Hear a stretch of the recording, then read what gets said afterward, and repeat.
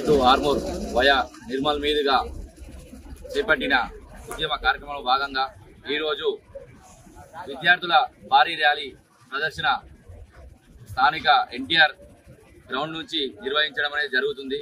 మరి మాకు ఈ విద్యార్థులతో ర్యాలీకి సహకరించిన ట్రస్మా అన్ని ప్రైవేట్ పాఠశాలల మేనేజ్మెంట్ గారికి మేము ప్రత్యేకంగా కృతజ్ఞతలు తెలియజేస్తున్నాము. మరి ఈ ర్యాలీ ఉద్దేశం ఏంటంటే, మరి మాకు నియోజకవర్గం ఆదిలాబాద్ పార్లమెంట్ నియోజకవర్గం ఏర్పాటు కూడా ఇప్పటికి చాలా సంవత్సరాల నుంచి మన నిర్మల్ రైల్వేలో చాలా వెనుకబడి ఉన్నది. మరి ఈ రైల్వే కావాలని చెప్పేసి ఇటీవల మేము ఢిల్లీకి వెళ్ళి కూడా ఢిల్లీ పెద్దలను కలిసి రైల్వే కావాలి అనే అంశం మీద వారిని కలవడం జరిగింది.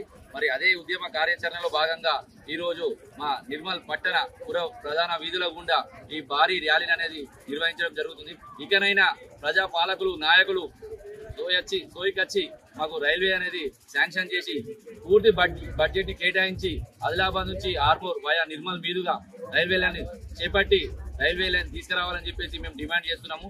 మాకు రైలు కావాలనే నినాదంతో మేము ఈరోజు ముందర రావడం జరిగింది.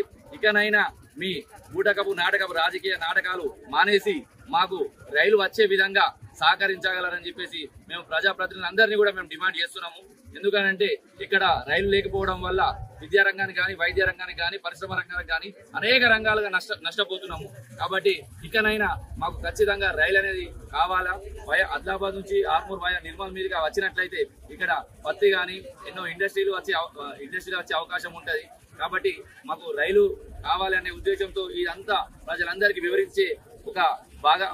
వివరించే క్రమంలో మేము విద్యార్థులతో ర్యాలీ కార్యక్రమాన్ని నిర్వహించడం జరుగుతున్నది.